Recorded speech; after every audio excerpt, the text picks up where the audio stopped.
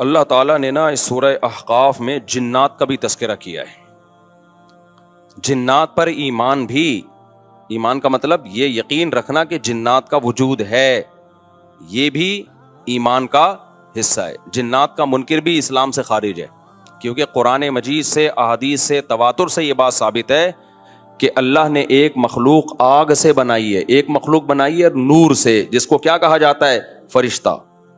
اردو میں، فارسی میں فرشتہ، انگلش میں اینجل، اور عربی میں ملک. عربی میں کیا کہتے ہیں؟ ملک، جس کی جمع ملائکہ ہوتے ہیں. ملائکتہ بہت آتا ہے نا قرآن مجید میں. تو گورے بھی مانتے ہیں اس کو، کیونکہ یہ تو آسمانی کتابوں سے تواتر سے ثابت ہے. تو اب یہ فرشتہ چونکہ مادی مخلوق نہیں ہے تو ہمیں وہ مخلوق نظر نہیں آتی. اب سائنس کا یہ کہنا ہے، سائنس تو یہاں تک بھائی سائنس مادی چیزوں پہ تحقیق کر سکتی ہے بھائی جان. کچھ چیزیں سائنس کی دسترس سے کیا ہیں؟ خارج ہیں. اگر وہ دلائل سے ثابت ہو جائیں، دوسرے دلائل سے، تو ان کو مان لیا جائے، نہیں ثابت ہو تو نہیں مانا جائے. اب سارے پیغمبروں نے فرشتوں کے وجود کا بتایا ہے. حضرت موسیٰ، عیسیٰ علیہ السلام، موسیٰ علیہ السلام، داؤد علیہ السلام، تواتر سے. تبھی یہود و نصارہ اور مسلم سارے متفق ہیں کس کے وجود پر؟ فرشتوں کے. اسی طرح اللہ نے ایک مخلوق کو آگ سے بنایا، اس کو کیا کہا جاتا ہے؟ جن. چونکہ وہ انسانوں سے چھپی ہوئی ہے اس لیے اس کو کیا کہا جاتا ہے؟ جن. جن چھپی ہوئی چیز کو کہتے ہیں. مجنون کسے کہتے ہیں؟ جس کی عقل چھپی ہوئی ہو، پردہ پڑ گیا ہو، دیوانہ ہو گیا ہو. جنین اس بچے کو کہتے ہیں جو ماں کے پیٹ میں ہو، وہ بھی چھپا ہوا ہوتا ہے نا. فلما جن علیہ اللیل، قرآن کہتے ہیں جب رات چھا گئی، اندھیرا کر دیا رات نے، تو ہر وہ چیز جو چھپی، جنون اسی سے نکلا ہے. جنون پاگل ہو گیا نا، گویا دماغ ہی غائب ہو گیا ہے. ٹھیک ہے نا. تو ہر وہ چیز جو چھپی ہوئی ہوتی ہے نا، اس میں جیم ڈبل نون والا مادہ پایا جاتا ہے. تو جن کو بھی جن اس لیے کہتے ہیں کہ وہ ہوتا ہے لیکن نظر بولو نہیں آتا. تو اس کے بارے میں ہمارا عقیدہ کیا ہے جو اسلام نے ہمیں بتایا ہے؟ بھائی جنات بھی مکلف ہیں اعمال کے، ان میں اچھے بھی ہوتے ہیں اور ان میں برے بھی ہوتے ہیں. البتہ شیطان ایک ایسا جن ہے جو برا ہے. ہر جن برا نہیں ہوتا، لیکن شیطان ایک برا جن تھا جو اڑ گیا تھا نا، وہ پڈے ماضی میں لگا تھا اور قیامت تک اڑا ہی رہے گا. اس کی نسل بھی ایسا ہی ہے. لیکن جنات میں اچھے بھی ہوتے ہیں اور جنات میں برے بھی ہوتے ہیں. جنات تعلیم کہاں سے لیتے ہیں؟ انسانوں سے لیتے ہیں. جنات میں کوئی الگ سے پیغمبر نہیں آتے، انسانوں ہی کو اللہ نے یہ فضیلت دی ہے کہ جنات فالو کس کو کریں گے؟ انسانوں کو. تبھی جتنے مذہب انسانوں میں ہے نا، اتنے ہی مذہب کس میں ہیں؟ جن اگر میرا بیان سنتے ہیں تو 20 رکعت تراویح کے قائل ہو جاتے ہیں. کسی اہل حدیث کا بیان سنیں گے تو 8 کے قائل ہو جاتے ہیں. جہلم والی سرکار کا بیان سنیں گے تو جنوں کی بیویاں عدالت سے جا کے ان کی عدالتوں سے خلا لے رہی ہوتی ہیں کہ وہ شوہر جن شوہر دینے پر راضی نہیں ہوتا. وہ سارے جھگڑے جو انسانوں میں ہے نا، جن میں ہو سکتا ہے کچھ 4 شادیاں کرتے ہوں جو میرا بیان سنتے ہو اور پٹ بھی رہے ہوں جنیوں سے، چڑیلوں سے. اور جن میں ایسے بھی ہوں گے جو 1 کے قائل ہوں گے. تو جتنے، اب مجھے نہیں پتا جنات کو 4 کی اجازت ہے کہ 1 کی ہے، یہ کچھ مسائل ہو سکتا ہے جنات کی ہم سے ڈیفرنٹ ہوں، لیکن بہرحال تو حدیث سے ہمیں یہ پتہ چلتا ہے بھائی ایک مخلوق ہے جسے کیا کہا جاتا ہے؟ جن کہا جاتا ہے. وہ ہے، اس کا وجود ہے. اور چونکہ وہ ہو سکتا ہے یہاں بھی کچھ جنات بیٹھے ہوئے ہوں. اگر وہ آپ کہیں وہ بیٹھے ہوئے کیوں؟ بھائی وہ کھڑے ہو گئے تو سب آپ لیٹے ہوئے ہوں گے پھر یہاں پہ، اس لیے ان کو بیٹھے ہی رہنے دو. ٹھیک. میں اکثر چٹکلا سناتا ہوں نا، وہ پرانا ہو گیا لیکن کیا کریں. ایک آدمی کو کسی نے بتایا یہ فلیٹ پرانا ہے، خالی ہے، یہاں جنات ہیں، ادھر نہیں جانا. وہ فنٹر بنا ہوا ہے. میں چل جن ون کی ایسی کی تیسی گیا، بیل بجائی، بندہ باہر نکلا نا، اب الٹے پاؤں اس کے آنکھیں گول گول. تو پھر بھی اس میں بڑا کانفیڈنٹلی نا اس نے کہا کوئی ڈرتا ورتا نہیں بھائی صاحب، آپ میں نے سنا یہاں کوئی جنات ہیں. تو وہ کہتا ہے میں تو 500 سال سے لہ رہا ہوں، مجھے تو اب تک کوئی جن نظر. اس نے کہا لے بھائی یہی جن ہے بھائی، 500 سال سے رہ رہے کم، سمجھ رہے ہو. اچھا، تو جنات کی پیدائش انسانوں سے پہلے ہوئی ہے اور جنات کی تعداد بھی انسانوں سے زیادہ، کیونکہ قرآن میں ہے قد استکثرتم من الانس، اے جنات تمہاری تعداد تو انسانوں سے بھی زیادہ ہے. تو پتہ چلا جنات انسانوں سے بھی زیادہ ہیں. تو ان میں اچھے بھی ہوتے ہیں، برے بھی ہوتے ہیں، ہری پگڑی والے بھی ہوتے ہیں، سفید پگڑی والے بھی ہوتے ہیں، دیوبندی بھی، بریلوی بھی، قادیانی بھی، ہندو بھی، ہر طرح کے فرقے. کیونکہ یہ تعلیم کہاں سے لیتے ہیں؟ انسانوں سے. تو جتنے मौलवियों की जितनी किस्में हैं ना, सबसे ज्यादा किस्में तो पाकिस्तान में पाई जाती हैं। तो जितनी किस्म के मौलवी हैं जिस मुल्क में होंगे, उतने ही किस्म के फिरके भी उस मुल्क में जिन्नात में भी होंगे, क्योंकि ये तालीम किससे ले रहे होते हैं? मैंने बताया, इंसानों से। दूसरा, इनमें एक मसला है, इनमें शर का उनसर खैर से ज्यादा गालिब है। इंसान की जो नेचर है ना, इंसान की नेचर ये है कि इंसान की नेचर में खैर ज्यादा गालिब है, शर मगलूब है। इंसानों में अच्छे बाय नेचर अच्छे ज्यादा होते हैं, बुरे कम। हर इंसान झूठ को नापसंद करता है, लेकिन कुछ फेंकू भी होते हैं।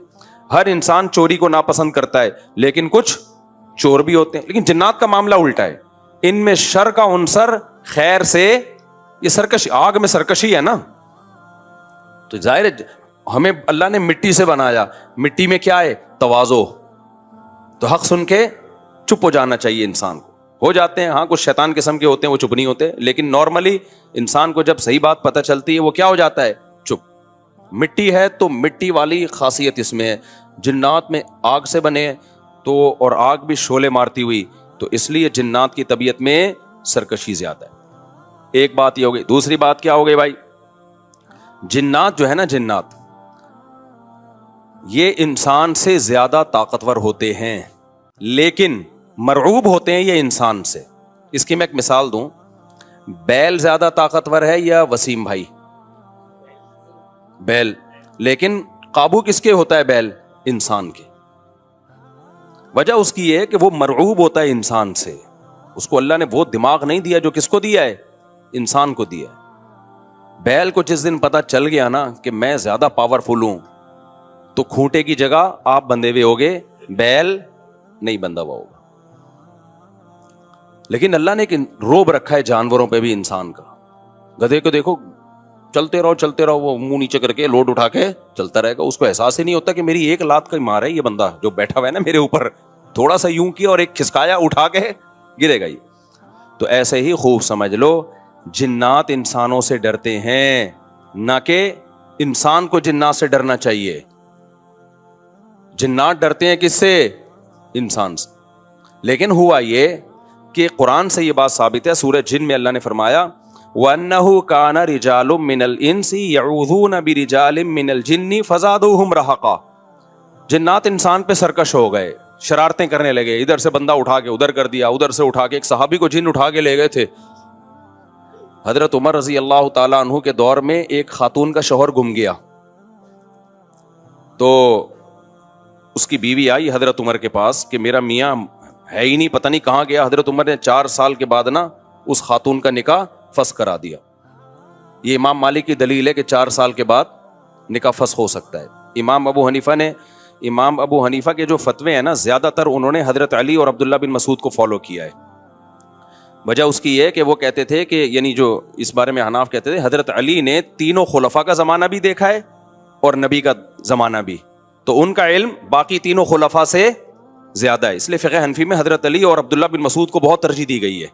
जहां टकराव होता है ना बाकी खुलफा और सईदना अली में, तो वो तरजीह किसको देते हैं? क्योंकि हजरत अली इन तमाम महफिलों में, इन फतवों में तीनों खुलफा के साथ होते थे, तो वो सबके दलाइल भी जानते थे और उन पे फिर बाज़ चीज़ों से सईदना उमर ने रुजू भी किया है हजरत अली के कहने पर। तो उमर कम थी ना, इल्म हासिल करने का मौका उनको ज्यादा मिला। तो इसलिए हजरत अली का मौक़िफ़ जो मैंने खुला वाले उसमें रिकॉर्ड करवाया कि भाई नहीं, जब तक हमें पता नहीं होगा मर गया है, कहाँ गया, तो हम कैसे निकाह खत्म कर दें। बहरहाल हजरत उमर ने का ये कौल था, तो मालिकी फ़िक़्ह में है, तो फ़िक़्ह हनफी ने भी इसमें फ़िक़्ह मालिकिया पे फतवा दिया है। तो 4 साल उनको उन्होंने निकाह क्या करा दिया? हजरत उमर ने खत्म करा दिया। वो बंदा आ गया थोड़े दिनों में, तो रिवायत में आता है हजरत उमर खौफजदा हो गए ना। ठीक है भाई, एक बंदा कह रहा है मेरी बीवी आपने किसी और को कैसे दे दी। तो हजरत उमर ने फिर कहा, भाई अब तुम्हारे पास 2 ऑप्शन है, या तो तुम्हारी बीवी हम तुम्हारे हवाले कर देते हैं, या फिर महर ले लो, उसको तलाक दे दो। यानी हजरत उमर ने भी उस पुराने निकाह ही को बाकी रखा है कि भाई असल तो उसी की है ना, तो इसलिए अब महर लेके छोड़ दो उसको। मकसद यही होगा कि हम उसका वहीं निकाह करा देते हैं। या दूसरा ऑप्शन ये है कि ठीक है भाई, अब तुम्हारे ने, उसने कहा नहीं, अब जाहिर है अब किसी और मर्द के पास चली गई है, तो इंसान को इसमें गैरत भी आती है ना। उन्होंने कहा नहीं, मेरा महर मुझे वापस कर दें, अब उसी के साथ रहे, ठीक है ना। फिर हजरत उमर उससे पूछने लगे हुआ क्या था। उसने बताया जिन उठा के ले गया था मुझे। مصنف عبد الرزاق یا مصنف ابن ابی شیبہ کی روایت ہے یہ. جن اٹھا کے لے گیا تھا. تو بعض دفعہ ایسا ہوتا ہے کہ انسان کو جن بولو اغوا کر لیتا ہے. تو قرآن کیا کہتا ہے, لیکن آپ لوگ کے ساتھ نہیں ہوگا, خدا کا واسطہ جنات کو زیادہ لفٹ نہ کراؤ, پوری سیٹ اپ ہمارا برباد ہو گیا اس چکر میں. صحابہ میں بھی ایک واقعہ ہو گیا نا, یہ تھوڑی کہ ہر گھر میں جن یہ کر رہا ہے, دوسرے گھر میں جن وہ کر رہا ہے, تو تیسرے گھر میں جن نندوں کو لڑا رہا ہے, چوتھے گھر میں جن ساسوں کو لڑا رہا ہے. ہمارا تو پورا پروگرام یہیں سے شروع ہوتا ہے, یہیں پہ ختم ہوتا ہے. ایک آدھ سینکڑوں میں کوئی ہو سکتا ہے جن اٹھا کے لے جائے, پھر واپس بھی کر کے میرا خیال ہے دے گیا. اچھا, تو قرآن میں سورہ جن میں آتا ہے انہ کان رجال من الانس, جنات نے خود ہی یہ بات کہی کہ ہم سے انسان ڈرنے لگے اور ہم سے پناہ لینے لگے. یعوذون برجال من الجن, ہم جیسے اللہ کی پناہ میں آتے ہیں نا مصیبتوں سے بچنے کے لیے, اعوذ باللہ ہم کہتے ہیں اللہ میں تیری پناہ میں آتا ہوں. تو لوگوں نے کیا کیا تھا, مشرکین نے جنات کی پناہ میں آنا شروع کر دیا کہ جنات ہمیں مصیبتوں سے بچائیں گے.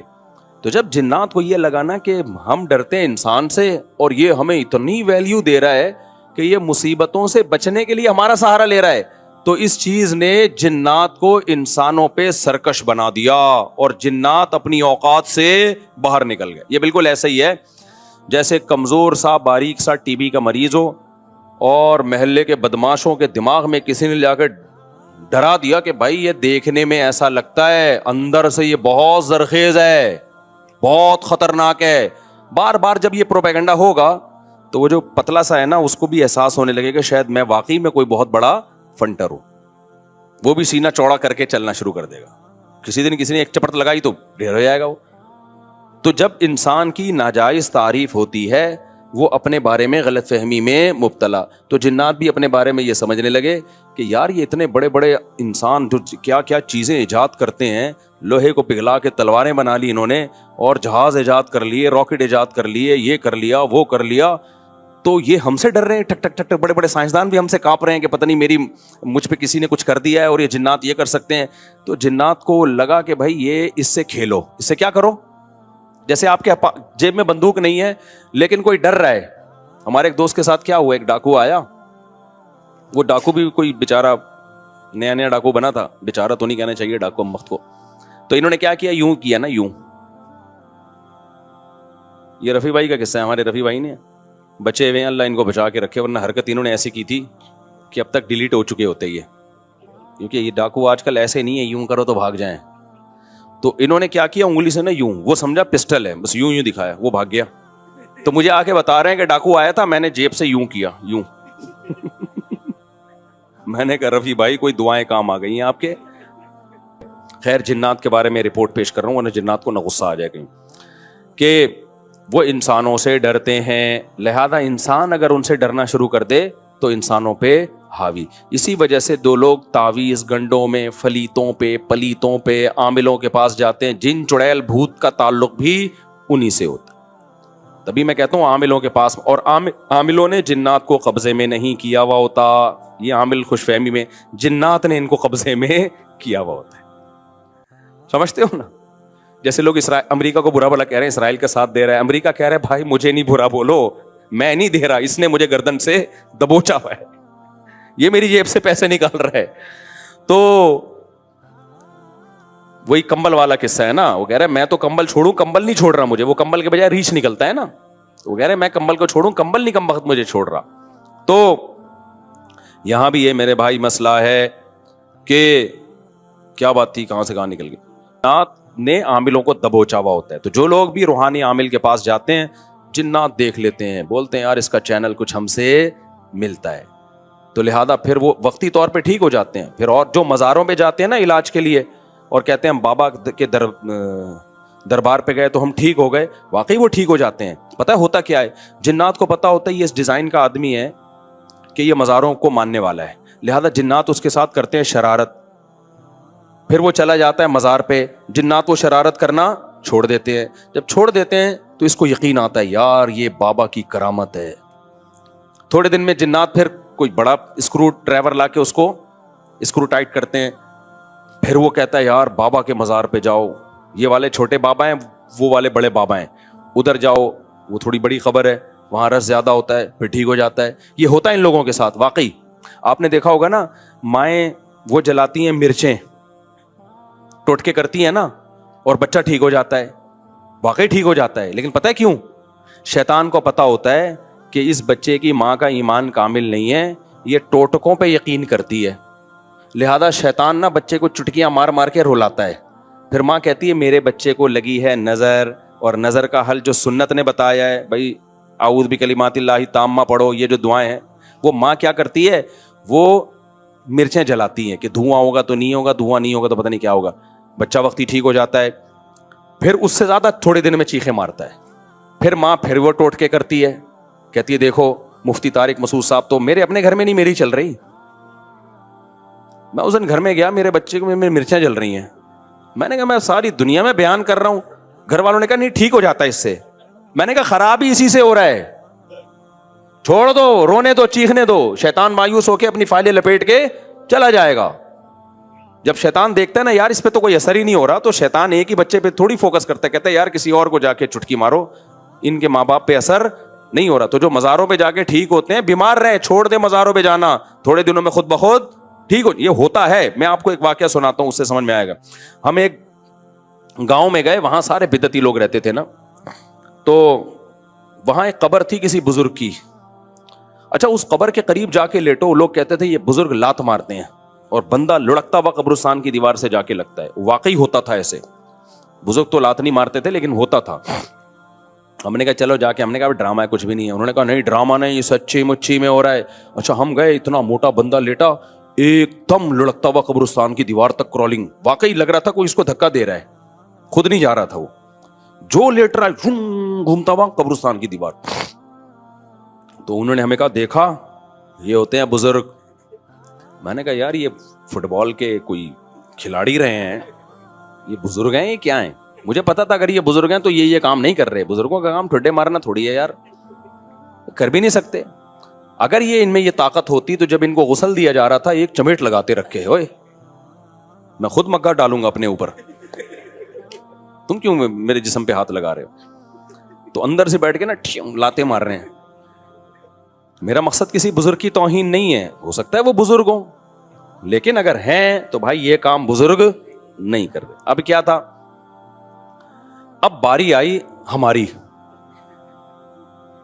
اچھا میرے ساتھ ایک اور مولانا تھے, بہت چھوٹا قد تھا ان کا, دبلے پتلے. ان کا نام ہی ہم نے ملا مختصر رکھا ہوا تھا, یعنی میرے دوست تھے پرانے, لیکن اتنے دبلے طلبہ تو آپ کو پتہ ہے شرارتی ہوتے ہیں نا, تو ہم نے ان کا نام رکھا ہوا تھا مولانا مختصر. جیسے ایک مولانا تھے ہمارے مدرسے میں, عبد الباقی نام تھا ان کا, وہ بھی چھوٹے سے دبلے سے. ایک قاری صاحب کے ساتھ انہوں نے تجوید ٹھیک کرنا شروع کر دی. وہ قاری ہوں تو چکھواتے ہیں, آپ کو پتا ہے. وہ قاری اتنا زور زور سے ہا بولو ہا عین, اتنی چکھوا رہے ہیں. ہمارے ایک طالب علم نے کہا یار مولانا عبد الباقی تھوڑے سے باقی رہ گئے ہیں, ان کو مزید ختم نہ کرو. واقعی ایک تو ویسے ہی چھوٹے سے, تو انہوں نے کہا عبد الباقی مزید تھوڑے سے باقی رہ گئے یار, اتنا زور نہ لگواؤ.